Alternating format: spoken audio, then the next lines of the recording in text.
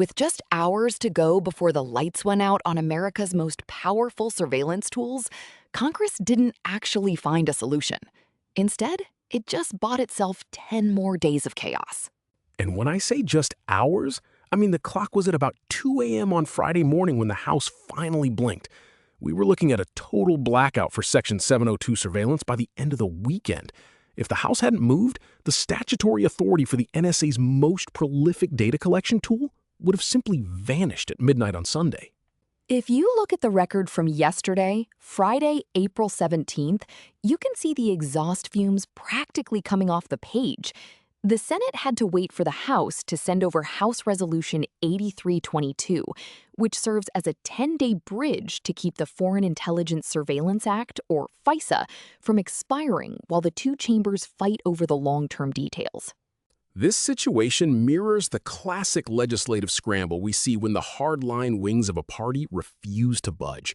You have the House Republican majority basically melting down over the duration of the extension. Speaker Mike Johnson of Louisiana pushed for 5 years. The hardline reformers said absolutely not without a warrant requirement.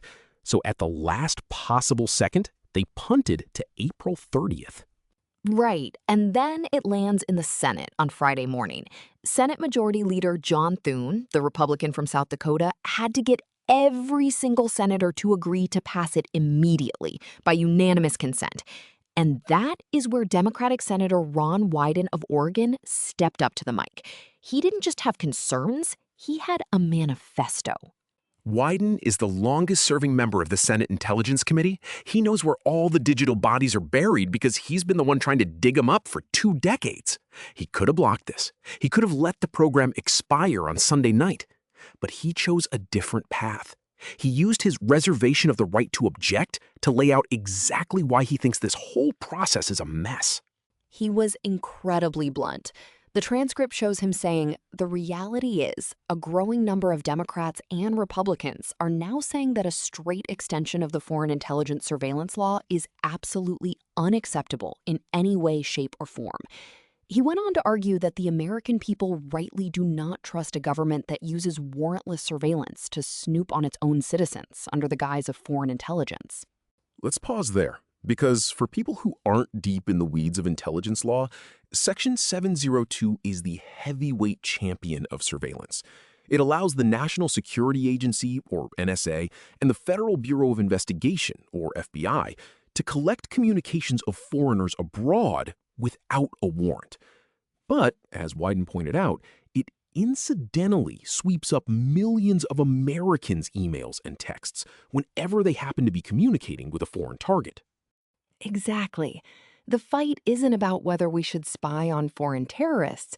It's about what happens when the FBI wants to search that massive database for information on an American.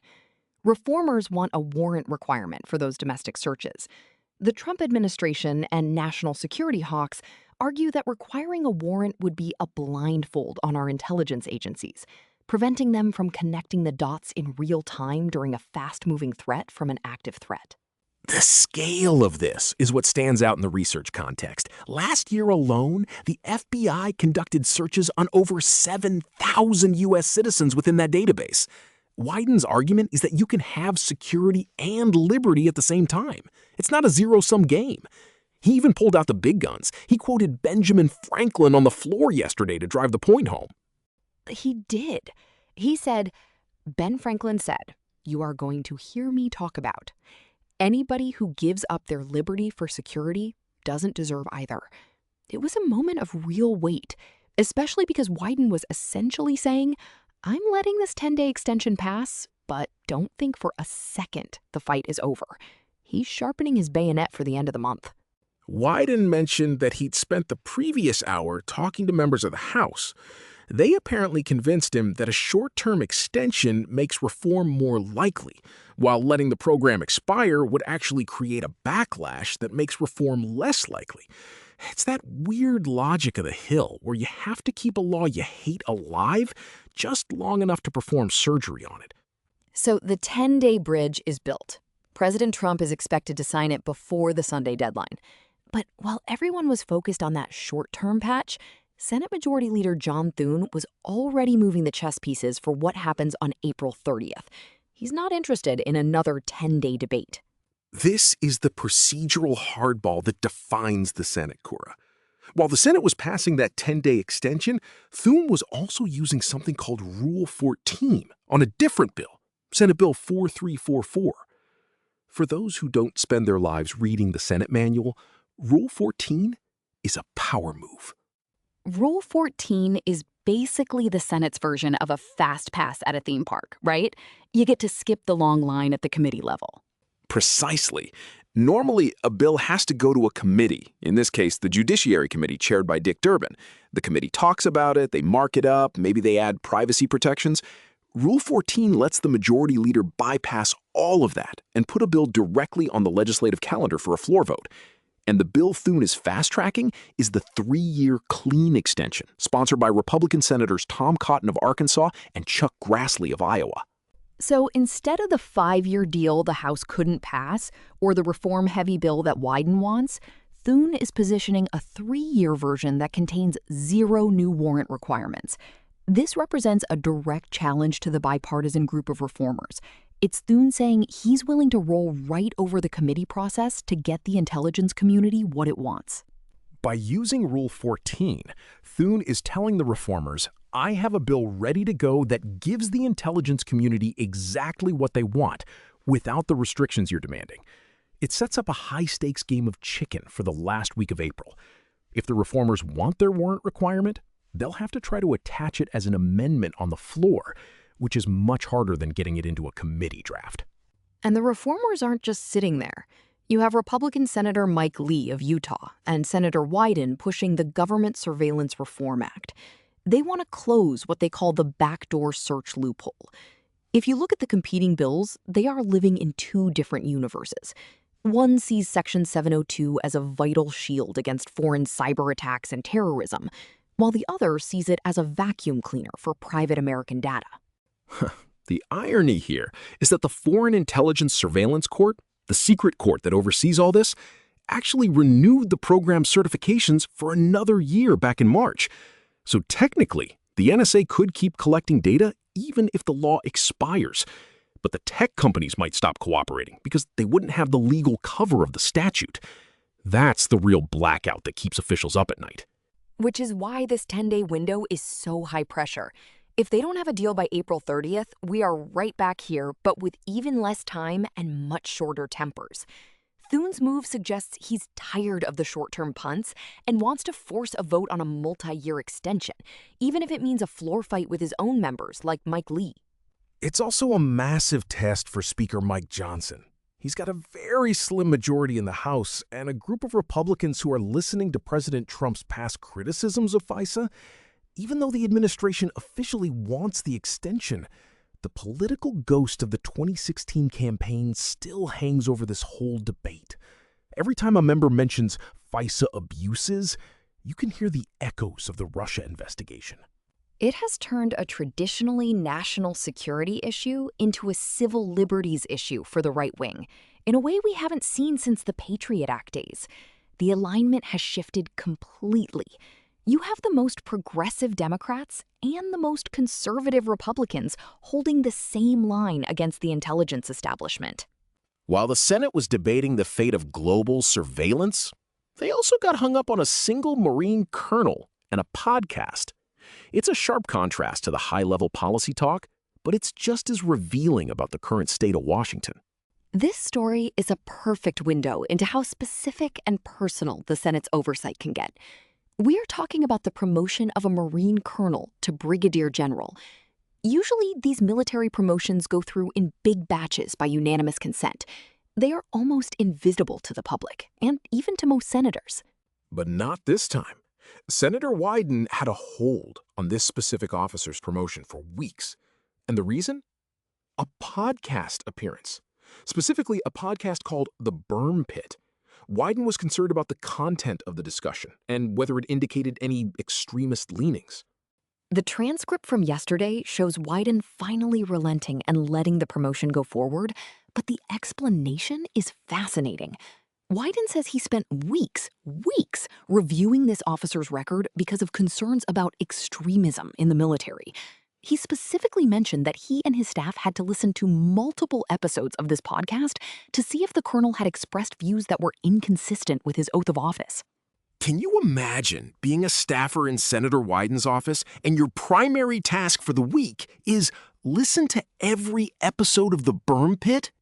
It sounds like a comedy sketch, but it's actually a very serious part of the broader war right now over the Department of Defense's personnel policies under Secretary Pete Hegseth. Earlier this week, we discussed how Secretary Hegseth has been accused by Democrats of purging the military of officers who don't align with the Trump administration's worldview. There have been reports of Black and female officers being removed from promotion lists or being passed over for roles they were slated for. In response, Wyden is using the individual hold, the only real tool a minority senator has to do his own vetting. And in this case, the officer was vetted by podcast. Wyden said on the floor, "I have now reviewed the information. I have listened to the episodes." He concluded that the colonel hadn't actually said anything extremist himself, but that the podcast later went in a direction that was problematic. Essentially, he cleared the man's name, but used the moment to send a warning shot to the Pentagon. He emphasized that he wants to ensure the military remains apolitical. This creates a fascinating tension. You have the administration trying to reshape the officer corps from the top down, and you have individual senators like Wyden acting as a one-man human resources department, listening to podcasts to make sure no radical ideologies are creeping into the upper ranks. It also shows how much the Hegseth effect is slowing the gears of government. If every single brigadier general promotion requires a senator to listen to 10 hours of audio, the promotion backlog is going to become a mountain. But Wyden clearly feels that with the current leadership at the Pentagon, the Senate can't simply trust the recommendations they're receiving. The colonel was confirmed yesterday, but the message was received. The Senate is watching every promotion, every podcast, and every personnel shift. This extends beyond policy fights. It strikes at the core of who leads the troops. It's a long way from the days when military promotions were considered sacrosanct and above the political fray. Now, your guest spot on a niche military podcast from 3 years ago could be the very thing that keeps you from getting your first star. It's the new reality of the confirmation process, where everything is discoverable and everything is political. The contrast of the day is hard to ignore. On one hand, you have this incredibly granular, slow-motion review of one man's career. And on the other, you have the Senate extending the power to spy on millions of people in a matter of seconds, by unanimous consent. The irony here is sharp. It took Senator Wyden weeks of listening to the Berm Pit to clear one Marine colonel for promotion. But Congress gave the NSA 10 more days of warrantless surveillance power in the time it takes to read a bill title. One guy gets the microscope, the entire surveillance state gets a pass. And that clock to April 30th is already ticking. We're going to be right back in this pressure cooker in less than 2 weeks, likely with Majority Leader Thune trying to force that 3-year clean bill onto the floor to bypass the reformers entirely. I'll be watching the legislative calendar for that Rule 14 move.